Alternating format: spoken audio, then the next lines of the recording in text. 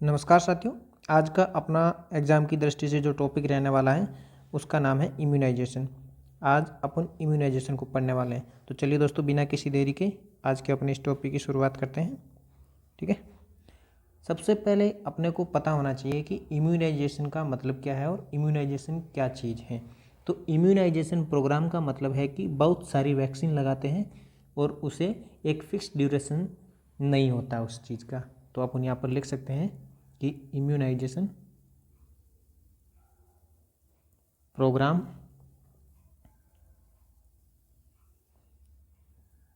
बहुत सारी वैक्सीन के लिए लगाते हैं और इनका कोई फिक्स ड्यूरेशन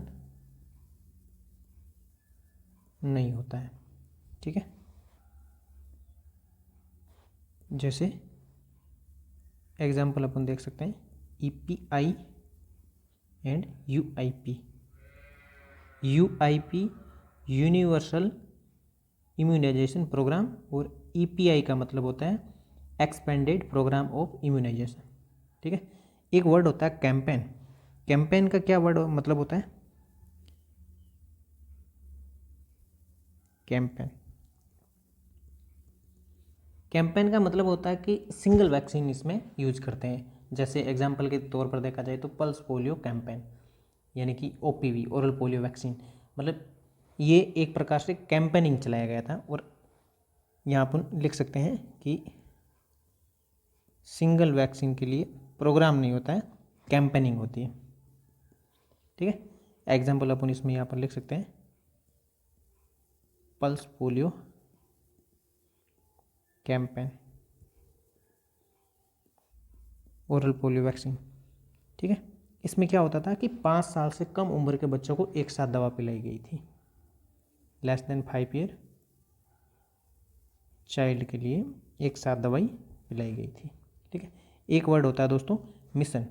मिशन का मतलब क्या होता है? मिशन का मतलब होता है कि एक फिक्स ड्यूरेशन के साथ में उसे एंड करना होता है। तो अपन यहाँ पर लिख सकते हैं मिशन, फिक्स ड्यूरेशन के साथ में उसे एंड करना होता है। एग्जाम्पल अगर इसके देखा जाए तो NRHM और एक आपका मिशन इंद्रधनुष।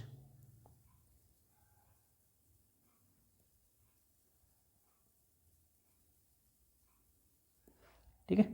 एक वर्ड होता है इनोकुलेशन। इनोकुलेशन का मतलब होता है कि किसी एंटीजन, एंटीबॉडी या टॉक्साइड को बॉडी के अंदर उसे एंटर करवाते हैं। ठीक है।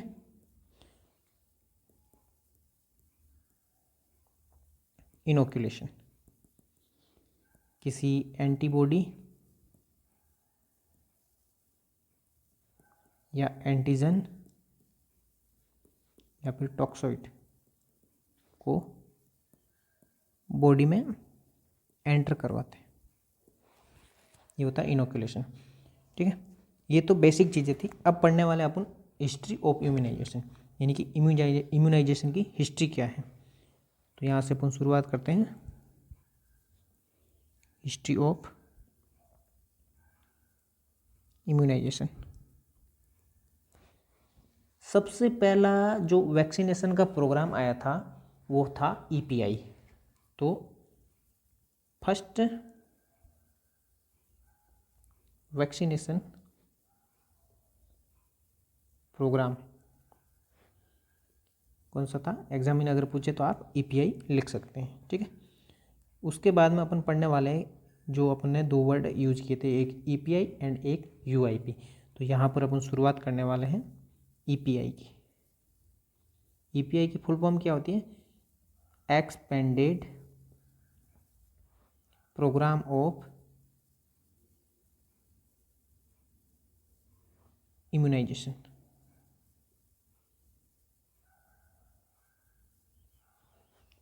इसमें क्या होता है कि ये वर्ल्ड में तो मतलब आया था 1974, मई 1974।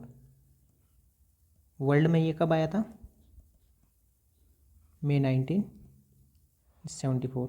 इसे इंडिया ने कब एडॉप्ट किया था? इंडिया में तो मतलब बाद में आया होगा, पहले जब वर्ल्ड में आया था। तो इंडिया में ये आया था जनवरी 1978 को, 4 साल बाद में आया था। ठीक है। ईपीआई का जो मेन फोकस था वो 5 साल से छोटे उम्र के बच्चे और प्रेग्नेंट फीमेल पर था। तो अगर कोई पूछ ले कि ईपीआई का फोकस किस पर था, तो less than 5 year child and pregnant female. ठीक है। ईपीआई का जो मेन गोल था, उनका क्या मकसद था?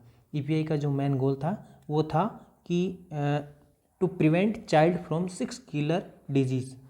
जो 6 किलर डिजीज़ थी उनको प्रिवेंट करना था।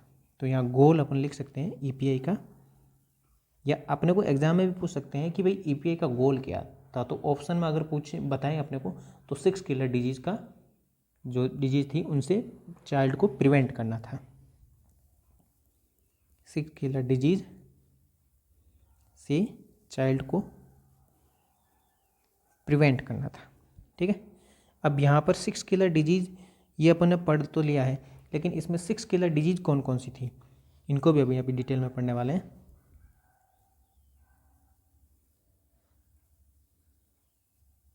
6 किलर डिजीज़ इन्हें अपन ट्रिक माध्यम से याद कर सकते हैं। ट्रिक है जैसे डीपीटी, एमटीपी, डी का मतलब, पी का मतलब, टी का मतलब, ये अपन सारा अभी पढ़ने वाले। डी का मतलब डिप्थीरिया,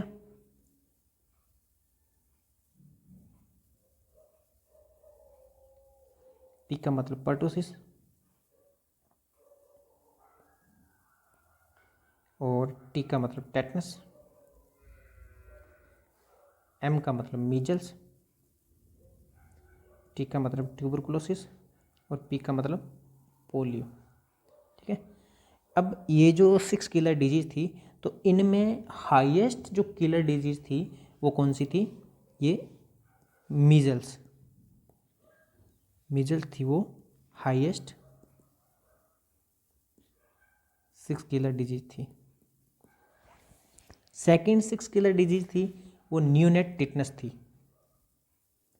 सेकेंड 6 किलर डिजीज़ थी वो न्यूनेट टिटनस थी। ठीक है। अब ये 6 किलर डिजीज़ थी, तो इनको मतलब जो प्रोग्राम चलाया गया था ईपीआई, उस ईपीआई के माध्यम से जो उस टाइम जो वैक्सीन चलाई गई थी, वो वैक्सीन कौन कौन सी थी वो भी अपन यहाँ पर पढ़ने वाले हैं। ये एग्ज़ाम की दृष्टि से अपने लिए बहुत महत्वपूर्ण है। तो अपन यहाँ पर लिख सकते हैं वैक्सीन ऑफ ईपीआई कौन कौन सी थी। एक थी डीपीटी, दूसरी थी आपकी ओपीवी, तीसरी थी बीसीजी, और 4 नंबर पे थी टाइफॉइड, और 5 नंबर पे थी टीटी। टाइफॉइड को मूलतः रूरल एरिया में चलाया गया, सॉरी अर्बन एरिया में, यानी कि अर्बन एरिया में, और टिटनस थी वो प्रेग्नेंट फीमेल के लिए थी।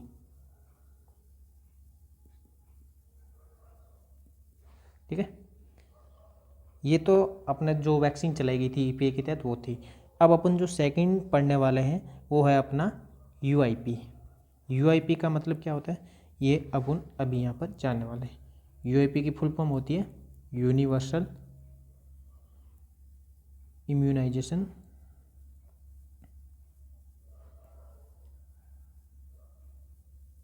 प्रोग्राम। ठीक है।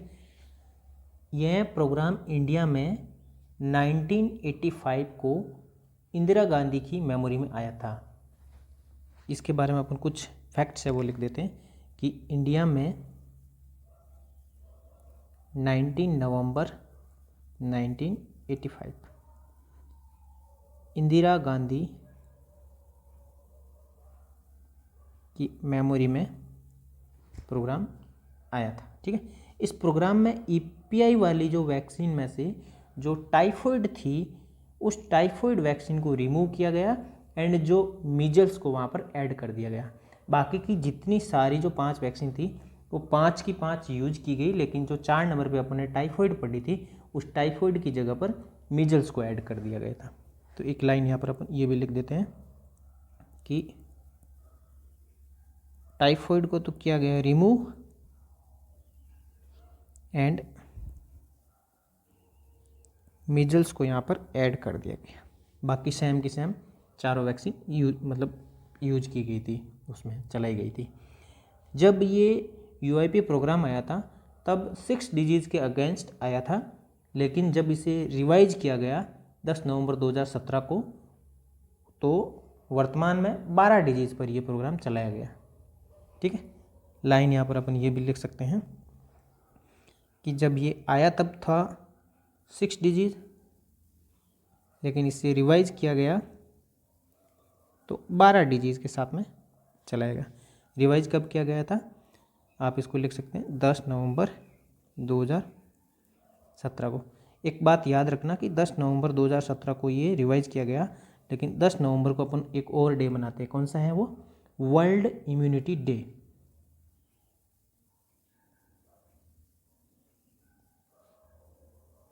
ठीक है, अब एक ट्रिक है वो आपको मैं यहाँ बताने वाला हूँ कि जो 12 डिजीज है वो 12 डिजीज कौन कौन सी है, वो ट्रिक के माध्यम से अपन समझने वाले हैं। 12 डिजीज किसके तहत चलेगी? यूआईपी के तहत।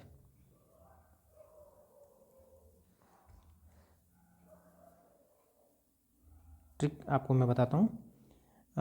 DPT square, MMR, Hindustan petroleum जिंदाबाद।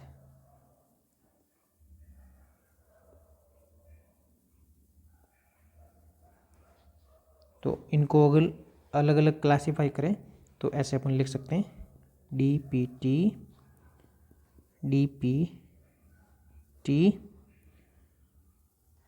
MMR, हिंदुस्तान पेट्रोलियम जिंदाबाद। ठीक है, इस डी का मतलब है डिप्थीरिया, पी का मतलब पर्टुसिस, टी का मतलब टिटनस, इस डी का मतलब है डायरिया,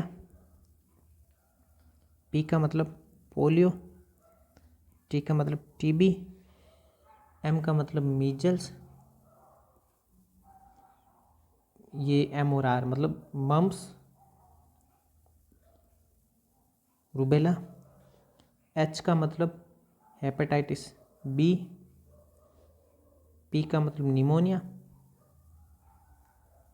और जे का मतलब जापानीज एन्सेफेलाइटिस। ये टोटल जो 12 डिजीज है वो इस यूआईपी के तहत थी। ठीक है, तो कुछ ऐसे फैक्ट्स भी है अपने यहाँ पर, उनको भी इस इम्यूनाइजेशन प्रोग्राम के साथ में आप याद कर सकते हैं। तो अगर एग्जामिनर पूछे कि नाइट ब्लाइंडनेस के लिए आप क्या यूज करते हैं, एग्जाम में पूछ ले तो नाइट ब्लाइंडनेस, तो याद रखना विटामिन ए यूज करते हैं। और अगर पूछे कि ब्लीडिंग प्रिवेंट के लिए तो याद रखना विटामिन ए का इंजेक्शन लगाते हैं। ब्लीडिंग को प्रिवेंट करने के लिए विटामिन ए का इंजेक्शन लगाते हैं। और मेनिंजाइटिस के लिए हिब लगाते हैं, यानी कि जो पेंटावेलेंट है वो देते हैं, हिब देते हैं। Meningitis Hib pentavalent. ठीक है, यूआईपी को कंट्रोल 1992 से 1970 तक किया गया था। वो किसके द्वारा किया गया था? वो था CSSM। कौन कंट्रोल करता था? CSSM। CSSM क्या चीज़ है? ये एक child survival and state motherhood था। ठीक है, यहाँ पर अपन एक लाइन ये भी लिख सकते हैं कि यूआईपी को कंट्रोल कौन करता था, तो लिख देना आप CSSM। CSSM का मतलब है child survival and state motherhood. ये कब प्रोग्राम कब आया था? ये था 1992 से 1997 तक ये इस प्रोग्राम को कंट्रोल करते थे। तब तो ये यूआईपी को सीएसएसएम कंट्रोल करता था, लेकिन 1997 से 2005 तक आरसीएच फर्स्ट है वो इसे कंट्रोल करता था, वो उसके अंडर मतलब कंट्रोल रहता था। तो यहाँ पर अपन ये एक लाइन इसकी भी ये ऐड कर देते हैं, 1997 से 2005 तक आरसीएचएस फर्स्ट। आरसीएचएस का मतलब क्या है? Reproductive and child health.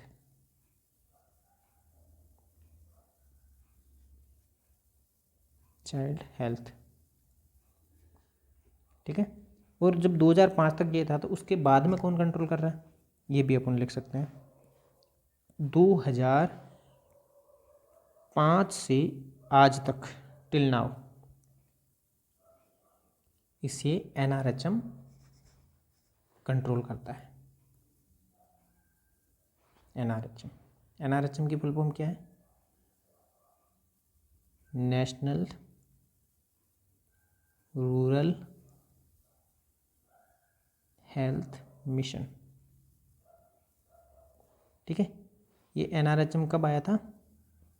5 अप्रैल 2005 को। तब से ये कंट्रोल कर रहा है यूआईपी को। All national programme work under umbrella at NRHM. सारे के सारे जो नेशनल प्रोग्राम है वो एनआरएचएम के अम्ब्रेला के नीचे काम करते हैं। एक लाइन आप ये भी लिख सकते हैं, all national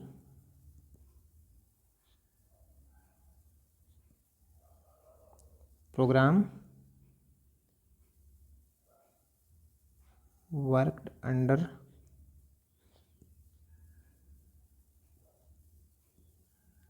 umbrella at NRHM, ठीक है। अब ये जो यूआईपी प्रोग्राम था इसका मेन फोकस किस पर था? ये भी 1 साल से छोटे बच्चों पर फोकस करता था। यूआईपी फोकस करता था अंडर 1 ईयर चाइल्ड पर, ठीक है दोस्तों। तो ये सारी बेसिक डिटेल्स अपनी एग्ज़ाम की दृष्टि से जितने क्वेश्चन बनने चाहिए थे वो अपने इस इम्यूनाइजेशन प्रोग्राम में पढ़े हैं। आपको ये वीडियो कैसा लगा और किसी प्रकार का कोई डाउट हो तो आप हमें कमेंट करके ज़रूर बताएं। वीडियो को लाइक करें, अच्छा लगे तो चैनल को सब्सक्राइब करें, ठीक है। तब तक के लिए एक नया वीडियो हम और प्रिपेयर करें आप लोगों के लिए। थैंक यू, जय हिंद।